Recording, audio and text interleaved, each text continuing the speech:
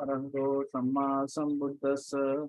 Namo Tassa Bhagavato Arahato Samma Sambuddhassa. Namo Tassa Bhagavato Arahato Samma Sambuddhassa. So this sutta is coming from Anguttara Nikaya, and I think it is book of 10.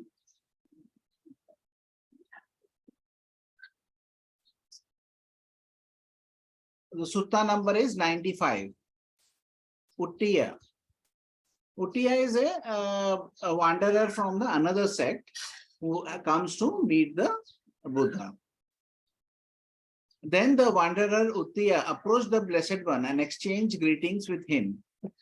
When they had concluded their greetings and cordial talk, he sat down to one side and said to the Blessed One. So we see that in Buddha's time, there are many suttas where it starts with a wanderer coming or a person who is following some other teacher will come and ask for clarifications. So this is a kind of indicating that there was no kind of clear-cut divisions, that if a person was searching for an answer, then he would be trying different ways to kind of achieve that. So that is the reason he comes to the Buddha to kind of clarify certain things, because they may have some certain belief system they already have. So he asks, how is it, Master Gautama, is the world eternal? Is this alone true and everything else is wrong? So he's asking is that, is the world eternal? So this is one of the kind of arguments. If the world is eternal, it is not eternal. It is only this one world which is there. It is the only one time we are over here. So these are kind of questions which are there normally. So Uttaya, I have not declared the world is eternal. This alone is true. Everything else is false. So Buddha says that I have not declared that. So Buddha is not answering that question also. He is not saying it is not eternal or it is eternal. But what Buddha is saying is, I have not declared this as such. Then Master Gautama, is the world not eternal? Is this alone true and everything else is wrong? Uttaya, I have not declared the world is not eternal. This alone is true, everything else is wrong. How is it then, Master Gautama? Is the world finite? So, is the world finite means, is the world has limited space or limited distance? Or is it infinite? It has unlimited distance and there are no kind of restrictions on space. So these are the questions, like if it is or it is not. So he's asking for clarification. So the Buddha says the same thing, that I have not declared. Are the soul and body the same? Is the soul one thing and body another? So if kind of people are aware of the Buddha's teaching, he never kind of has said in his text one thing or the other categorically. So then he says that I have not declared that the soul and body is the same, or the soul is one thing and the body is another thing. So those things he has not declared. Does the Tathagata exist after death? So that is also a kind of question which is asked a lot of time. Is the Tathagata there after death? Does the Tathagata not exist after death? Does the Tathagata both exist and not exist after death? Does the Tathagata exist, neither exist nor not exist after death? So these are kind of four kind of options wanderers used to give, and the other wanderers also gave. So that is maybe a part of the Indian philosophy at that time, that if it is there, it is not there. That are the two options. Then the third option is it is both there and not there. What it means is not very clear in philosophy, but it is a philosophical term, that they exist and not exist at the same time. And the fourth option is, does the Tathagata neither exist nor not exist after that? So those are the kind of a tetralemma which I think Bhikkhu Jnanananda used to say. So dilemma is two, and this is a dilemma which is there in four things. So this is something which kind of helps in understanding what are the kind of questions he was asked, and those questions which he did not declare or he did not answer. Uttaya, I have not declared the Tathagata neither exists nor does not exist after that. This alone is true, everything else is wrong. And one other thing about Buddha is that he does not kind of categorically say that this, whatever I say, is the only truth and there is no other truth. So that also is something which kind of the Buddha says, that never says that. He says that if you are having such a opinion, then you have means made views. So you have to know something, not have a kind of a concept and not kind of adhere to a concept. So that is the main reason why the Buddha does not say. When I ask you, how is it, Master Gautama, is the world eternal? Is this alone true and everything else is wrong? You said, Uttaya, I have not declared the world is eternal. This alone is true. Everything else is false. But when I ask you, then Master Gautama, is the world not eternal? Is this alone true? Everything else is wrong. You said, Uttaya, I have not declared the world is not eternal. This alone is true. Everything else is wrong. So one thing is clear about it is that it is not either or option. The reality is not based on either or option. There is a middle path also. That is the reason the Buddha taught the middle path. So it is not that you have to enjoy your bodily kind of senses, the five senses or the six senses which are there: eyes, ears, nose, tongue, tactile, and the mind. That is not that you have to fully enjoy that. Or there is no other, the second option in the Indian philosophy or in the Indian spiritual circles was that you have to torture yourself. You have to torture what you see and what you hear and what you smell and what you taste and what you feel and what you have mental states. You have to torture yourself. So Buddha said that both of these are not correct paths. And I am teaching you the middle part. So that is also one thing we have to be clear, that it is not always either or option. The world is not eternal. This alone is true. Everything else is false. When I ask you, how is it then, Master Gautama, is the world finite? Does the Tathagata exist nor not exist after that? Is this alone true or everything else is wrong? You said, Uttaya, I also have not declared the Tathagata neither exists nor does not exist after death. This alone is true, everything else is wrong. What then has Master Gautama declared? So now he wants to know what has the Buddha has declared. What has he taught? So the Buddha says, through direct knowledge, Uttaya, I teach the Dhamma to my disciples for the purification of beings, for the overcoming of sorrow and lamentation, for the passing away of pain and dejection, for the achievement of the method, for the realization of Nibbana. So Buddha also many times in other suttas also the Buddha says, I teach about dukkha and the way leading to the dukkha. So that is what the Buddha is saying, that what he is teaching is to the path to reach Nibbana. I'll read that once again. It is a kind of important. Through direct knowledge, that means that you have from experience, you get this knowledge. I teach the Dhamma to my disciples for the purification of beings. That purification means the unwholesome is removed and the wholesome has been developed. That means the mind has been purified.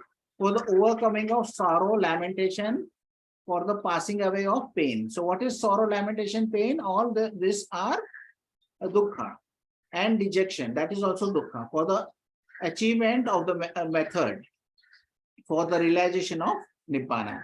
So to understand the path so that you can reach Nibbana. Nibbana is a place where you have given up all your cravings, all your clingings, all your habitual tendencies. All this has fallen away. So there is no more dukkha which is possible, which you can create. But when Master Gautama, through direct knowledge, teaches the Dhamma to his disciples for the purifications of beings, for the overcoming of sorrow and lamentation, for the passing away of pain and dejection, for the achievement of the method, for the realization of Nibbana, will the entire world be thereby emancipated, or half the world, or a third of the world? When this was asked, the Buddha, the Blessed One, remained silent. Then it occurred to Venerable Ananda. So the Buddha was asked another philosophical question, and another theoretical question, another hypothetical question, which the Buddha does not like to answer. Because whatever answer the Buddha gives, that way would kind of confuse the listener. So certain times Buddha will remain silent. So Buddha will categorically deny or may remain silent certain times. And certain times he will give the teaching in brief, and certain times he will give the teaching in detail. Certain times he will ask a counter question when he's asked a question. So Buddha uses all kinds of communication skills to based on the audience he is facing.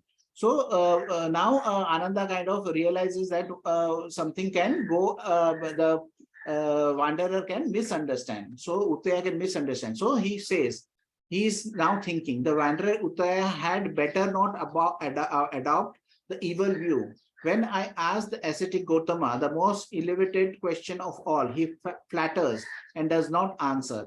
It must be that he is unable to do so. This would lead to the wanderer Uttaya's harm and suffering for a long time.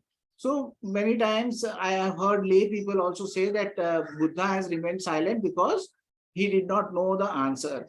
So over here it has been clearly mentioned that that is not the reason why the Buddha remains silent, because he does not want to confuse his audience. That is the reason he remains silent. In one of the suttas, Buddha says that Ananda asked the Buddha that why have you remained silent? That time Vachagota was also a wanderer who used to come with a lot of confusing questions because he was a confused person. And the Buddha remained silent. And Vachagota went away. And then Bhante Ananda asked the Blessed One, the Buddha, why did you remain silent? The Buddha said that if I had given any answer, that would have confused the Vachagota. And later on, Vachagota came and kind of developed faith for the Buddha. He then practiced in the forest, and then he became an Arahant. So certain times the person may be confused, but later on he may be thinking and realize that the questions which he has asked was incorrect, and then maybe he corrects his path.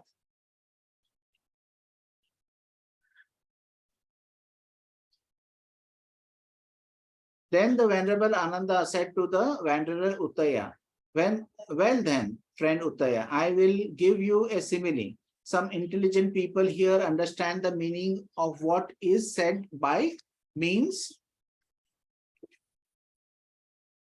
of a simile. Suppose a king had a frontier city with strong ramparts, walls, arches, and with a single gate. The gatekeeper posted there would be wise, competent, intelligent, one who keeps out strangers and admits acquaintances. So this has been mentioned many times that this is a fort kind of a situation. In India, still we can find many kind of active forts where the entrance is only one single entrance from which the person can enter. And many times in the suttas also, this kind of arrangement has been mentioned, that where the fort is there is only one entrance, and the gatekeeper will not allow anybody he does not know. So one of the kings was also there who had gone to meet his son. After meeting the Buddha, he had come to meet his son, but he was not allowed in because it was night time. and that time it is dangerous to kind of bring down the bridge. So he asked, the gatekeeper asked, you stay outside for the night. So that is something which has been kind of mentioned. So this is a kind of a situation while there is just one gate where the person can come in. While he is walking along the path, the king, that is, he is walking along the path that encircles the city, he would not see a cliff or an opening in the walls, even big enough for a cat to slip through. He might not know how many living beings enter or leave the city, but he could be sure that whatever large living beings enter or leave the city, all enter and leave through that gate. So to friend Uttaya, the Tathagata has no concern whether the entire world will be emancipated or half of the world or third of the world. But he can be sure that all those who have been emancipated or who are being emancipated or who will be emancipated from the world first abandon the 5 hindrances, corruptions of the mind that weaken wisdom.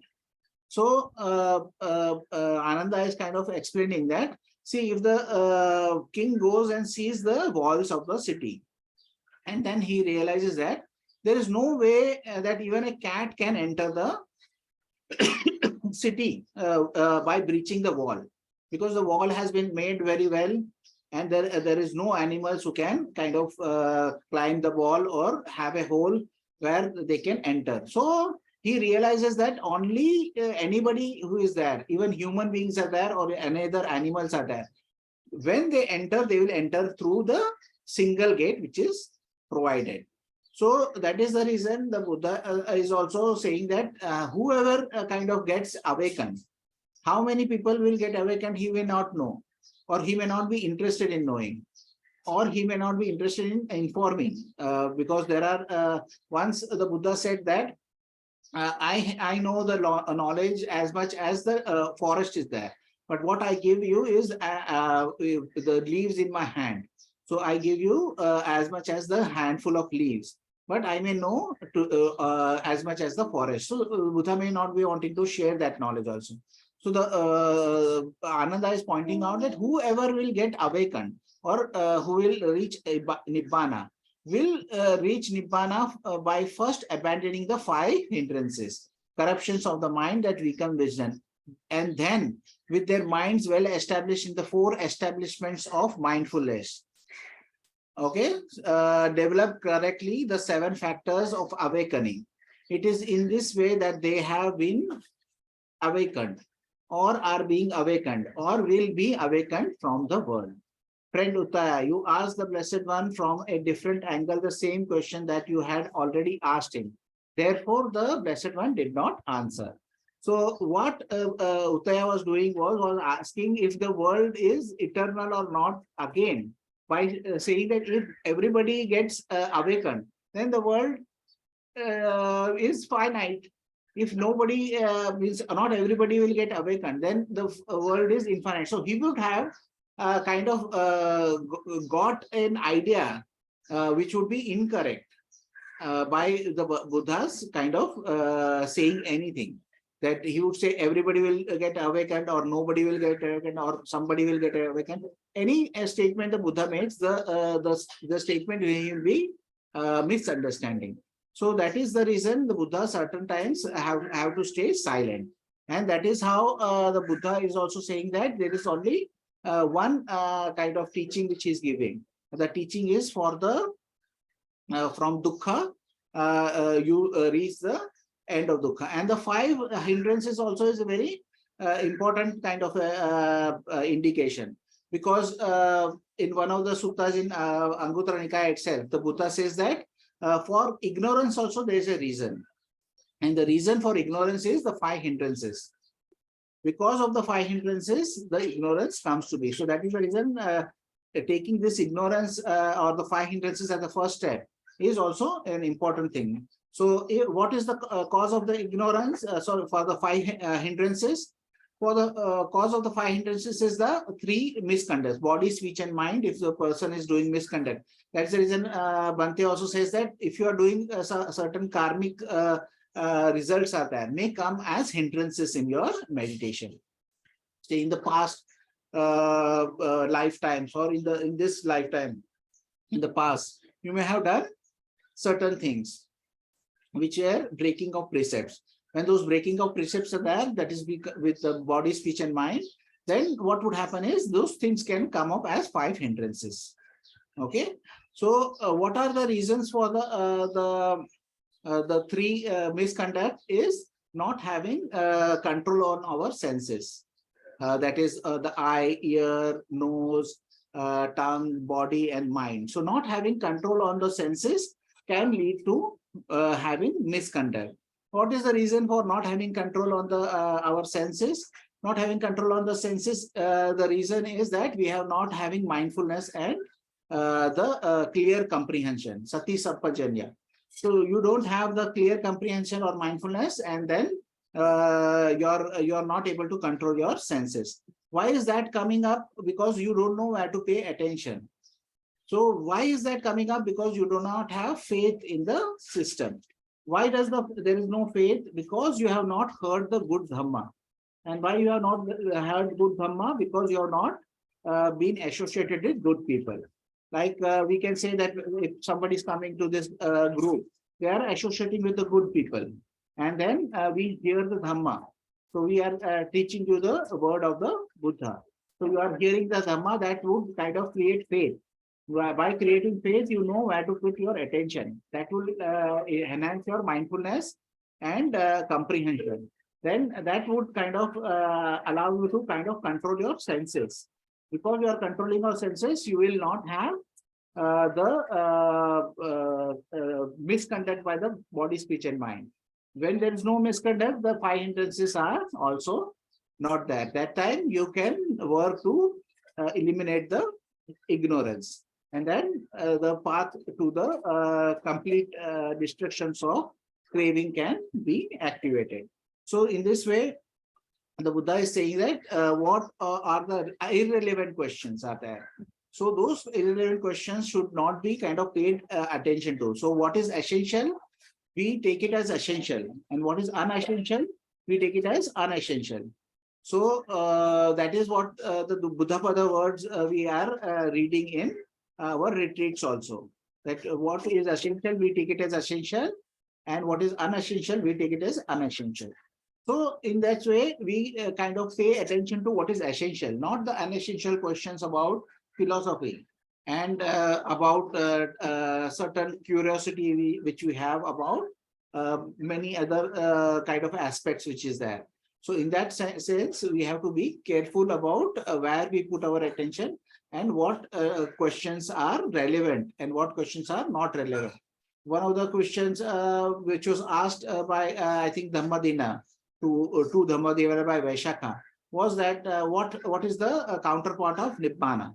So then she kind of admonishes him, saying that you have not known the limit of your questions. So because in Nibbana, the holy life ends. The goal of the holy life is Nibbana. So that is what kind of certain times the questions which we ask, we have to be careful, which are related to Dhamma and which kind of further our practice. So this is a very small sutta, but it is giving a insight into what is happening. So friend Uttaya, you asked the Blessed One from a different angle, the same question that you had already asked him. Therefore, the Blessed One did not answer. So this is the end of the sutta. So is there any questions? You can ask the question about the sutta, or you can ask the questions about meditation also.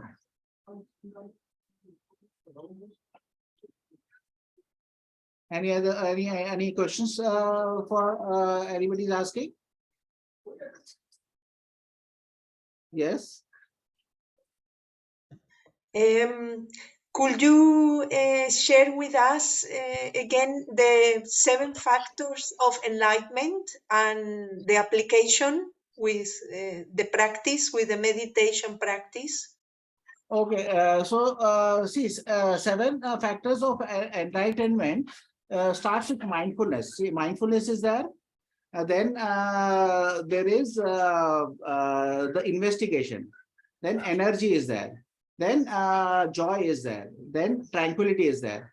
Then equanimity is there. And then samadhi is the collectedness is there. So these are the seven things in the seven factors of awakening. So these are used also in the way that one of the suttas says that when you have a mindfulness, then you will know how to investigate. So you will be able to investigate. When you are knowing how to investigate, you can control your energy. When you are able to control your energy, you can have joy arise. When there is joy, there is tranquility. When there is tranquility, there will be equanimity. When there is equanimity, there will be the collectedness of mind. So in this way, it develops, your practice develops. And there are certain balancing acts also you can do. Say you have less mindfulness, then you have to say that what is kind of creating the next mindfulness. So then you can say that collectedness, your mind is not being able to stay on the object. That is the reason you are not able to be able to see that. So that way you can balance also. And joy is the middle factor. Joy is the factor which balances everything. So you can, that is the reason smiling, Bhante Vimalaramsi kind of advises, because smiling creates that light mind. So that light mind creates a joy. So because of that joy, you can balance those other factors. So if the investigation is there, then you have to have equanimity. So you can investigate, or you have to put in more energy to kind of be on your object and investigate. So in that way, you can manage these factors, and by managing these factors, this progress will happen.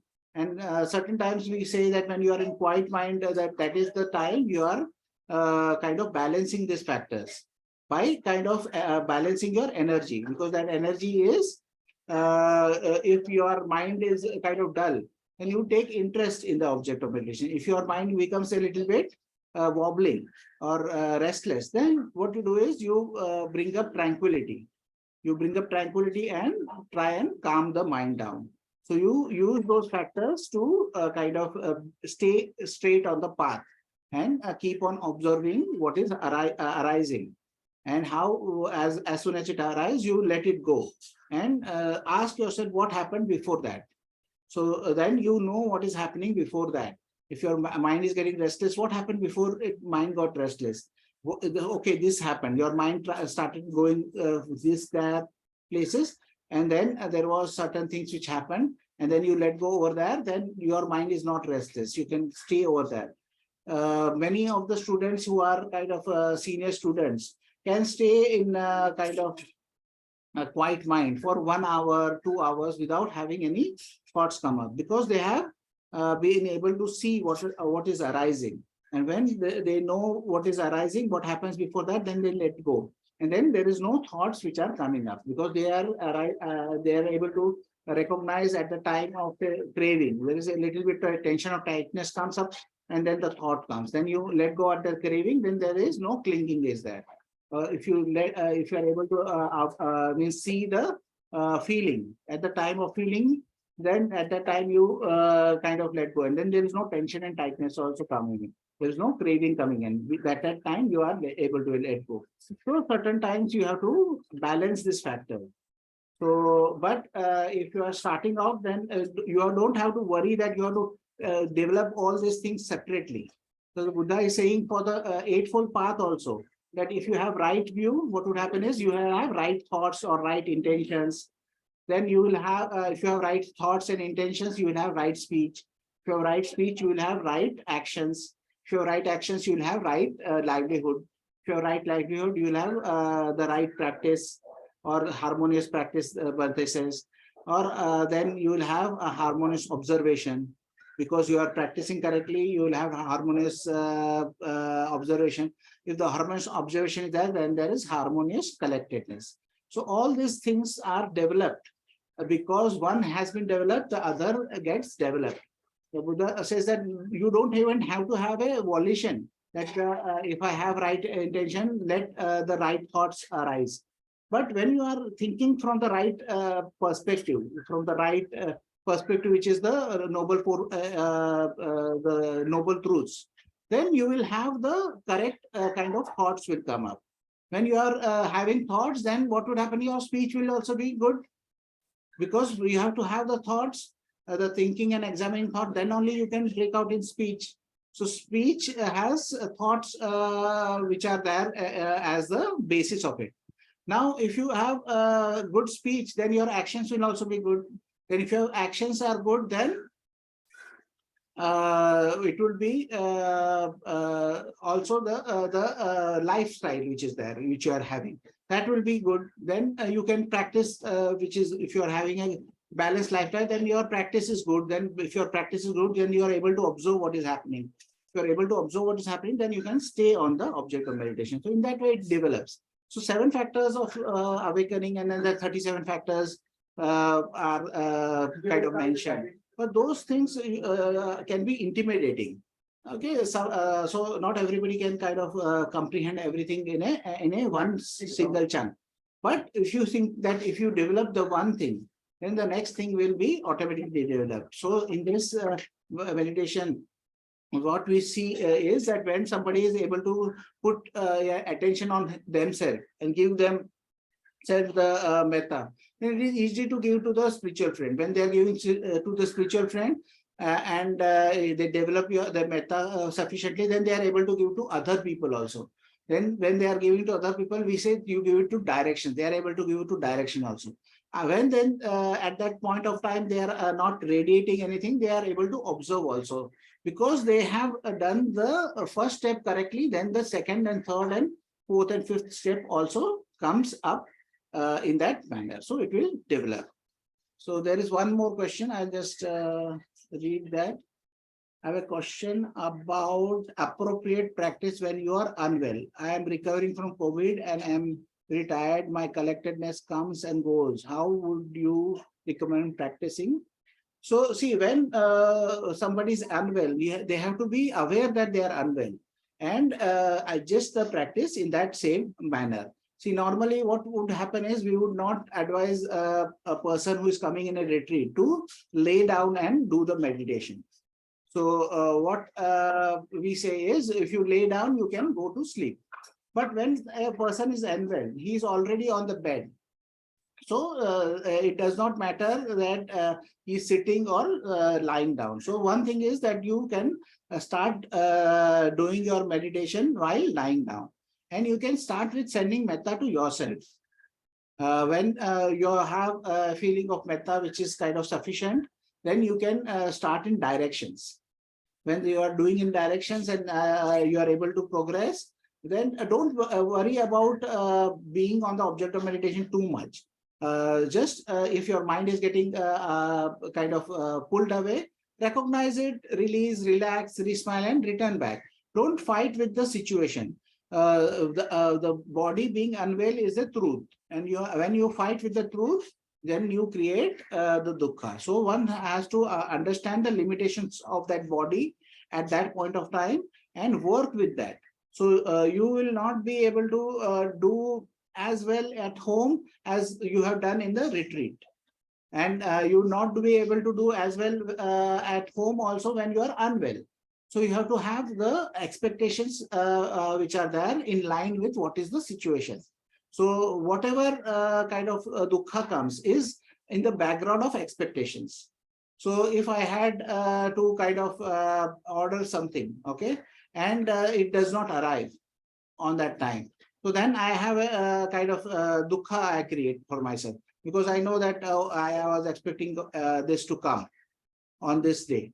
But if I had no expectations, then I would not have created that dukkha. So that is how you kind of understand how you are creating the dukkha based on the your kind of expectations which you are creating. So your expectations you have to kind of taper and continue with this process of sending metta to yourself.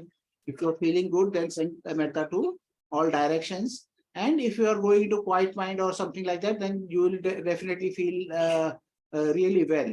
And that feeling because of the mind and body is very tranquil in that situation. If you are unable to go to that stage, then stay in the stage of sending your metta to yourself, because that is the time that you are to take care of yourself. After that, send to the directions, share merits whenever possible. So when the session is over, then you can share the merits. We also share the merits after each Zoom meeting. So in that way also you can kind of generate merit for yourself. So that is something which anybody can do. So is there any other kind of questions?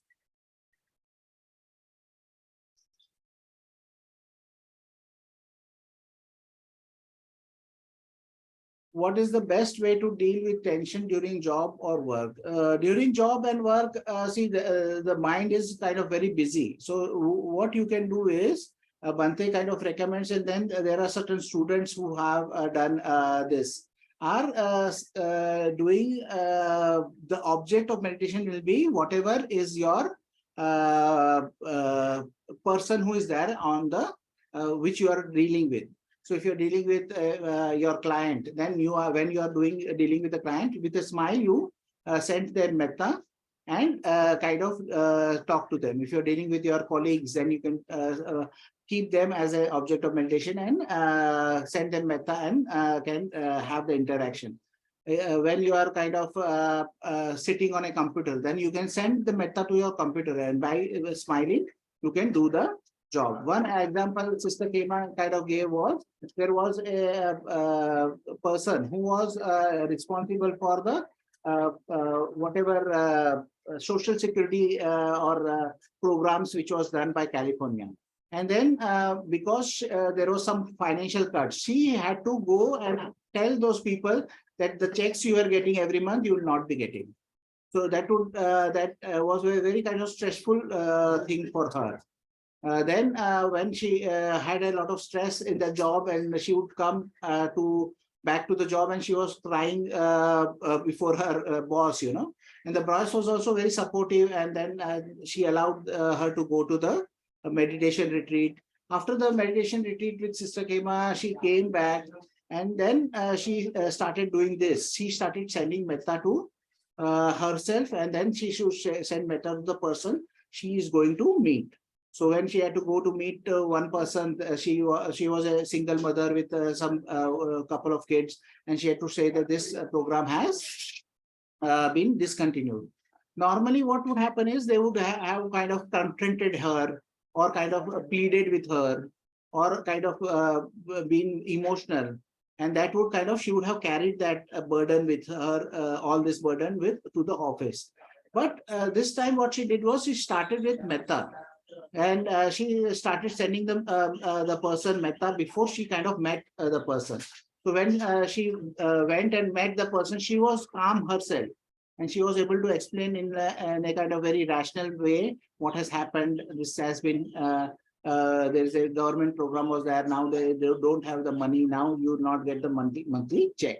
So that the person was very appreciative that how she kind of approached her and spoke to her, and she asked her to sit down, and made her a tea, and kind of discuss certain things. And then she went, she did not feel that burden of that interaction. And when she came back to office, the manager was kind of ready to kind of listen to her kind of complaints and her crying. But she said, no, I'm okay, because I have kind of been able to send metta to the person. I was able to send the loving kindness to the person, and then they could also receive that, or they could kind of, at least what happens when you are interacting with the person, you know how they are receiving it. So you are calm, and you are collected, and you are logical in your explanation. Then they are able to sense that. So then this situation was kind of resolved. One other situation is where sister said that one of her students was always had trouble with the report. It was, I think, monthly or bi-monthly report was there. In 15 days or 1 month, they had to send a report. And the boss would always kind of find faults with the report. and say that this was not done, this was not added, this data is not there. And they always had a kind of confrontation every time the report was to be discussed. So this time what she did was that she sent the boss the meta. Then she went and directly asked the boss that we are having trouble with the report every time. You ask me to kind of come back and give a lot of kind of corrections and changes. So can we work this together? So because the boss kind of saw that this was a genuine kind of request and there was a genuine need to kind of know the details. So he said, see, this is not me who is asking for all those things. This is the headquarters which is happening. So they need this and this, and this is the what they are wanting. So then she said that we'll work together on this report. And I'll ensure that whatever requirements are required for you to send to the headquarters, that can be fulfilled.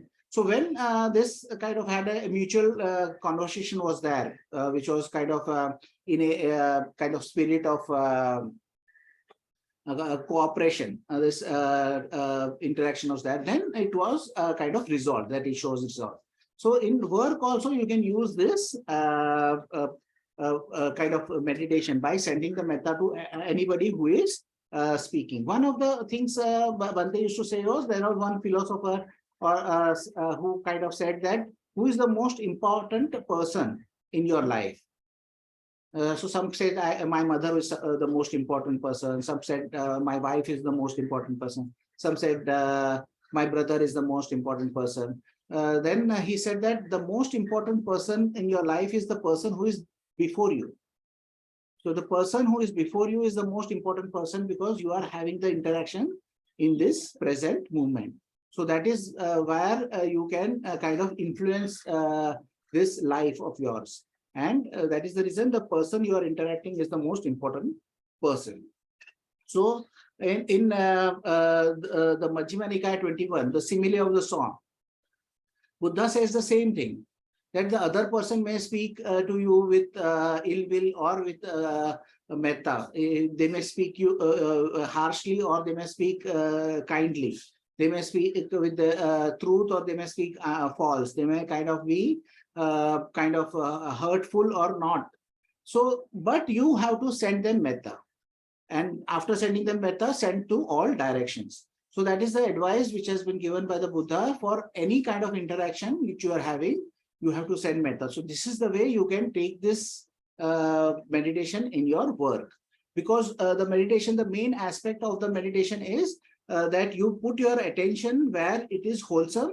And when your mind goes to all this kind of negative thoughts about why this person is like this, why is this situation like this, then rather than fighting those realities, you recognize that, release that, relax, resmile, and come back and deal with it with the loving kindness. Or you can use compassion, or you can use sympathetic joy, or you can use equanimity. As the situation is there, you can use that in kind of state of mind and deal with that situation. So that is a way how you can take this into your work. So did I answer the question? Any other question? Okay, one second. Okay. So is there any other questions? Bhante, there's another question in the chat. When post question. Yeah. Okay, I have to go down, I think.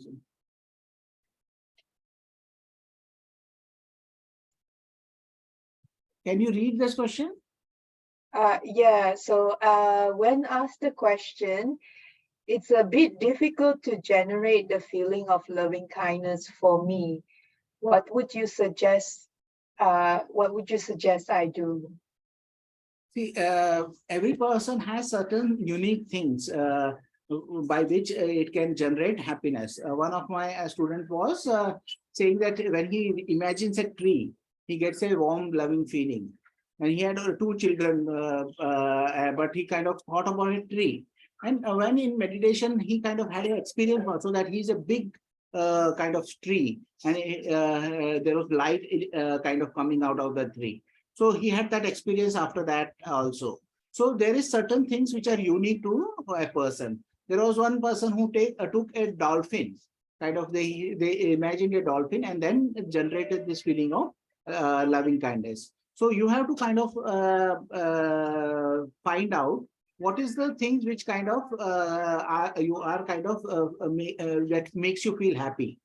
That can be certain things which may be kind of very simple, like a tree or a dolphin or some certain things which are there.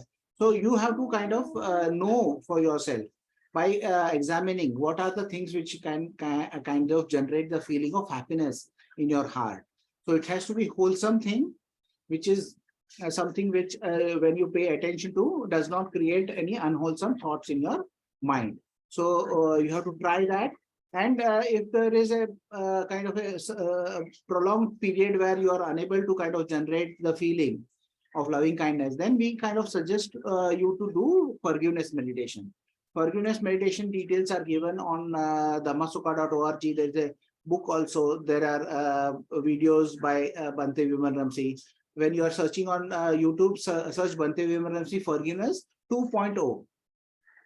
So he has kind of updated that forgiveness instructions over there. So you can try to do the forgiveness meditations. This is a very powerful meditation. Anybody who I have given forgiveness meditation has kind of had a good kind of response to that meditation. There has been 0 cases where somebody has not had any kind of response which was positive. So this is a very kind of powerful meditation. This is also a dana meditation, forgiveness meditation, because we are giving the other person the gift of abhay, that is the gift of being fearless. So you, it is a way of saying that I will not retaliate what you have done to me. So because Buddha says that if you are kind of into revenge, then this cycle can never end, because when you exact a revenge, then the other person wants to exact a revenge once again. Then you exact a revenge, and then this cycle kind of continues. There was a case where 2 women came fighting over a child, and then Buddha kind of said that you have been fighting for many lifetimes over each other's children, and you are killing each other's children for many lifetimes. If you kind of continue doing that, then it will the cycle will kind of persist. But if you kind of forgive and forget over here, then you will break the chain. So the fundamental of the forgiveness is that you break the chain of or whatever kind of holding you are having under mind. When there is a kind of energy which is stuck in you, you can get it kind of dissolved. So that is one thing you can do if for a prolonged period of time you are unable to generate the feeling of loving kindness. So in a retreat, if 1 or 2 days a person gets stuck, then we definitely give them this practice, because it kind of changes. Many people who have got this say that I should have got this practice before, because then it is changing my mind a lot. And it changes the kind of the practice also. So try certain things, different object of meditations which can generate metta to you. If that is not working, then try for a week or so if you are in a home setting, doing the forgiveness meditation. All the instructions are given and all the details are given. There's a Dhamma talks also of Bhante Vimaramsi, who kind of explains the forgiveness very kind of in detail. Sister Kima has also kind of updated those details of forgiveness meditation. So you can get a lot of resources. So then you try forgiveness. Okay. Okay, then. Is there any other question? Bhante, if you have a few minutes after the session, I just want to ask Bhante some advice about the books. Is that okay? Yeah. Okay. Okay, then if nobody has any questions, then we'll end this session then. Okay.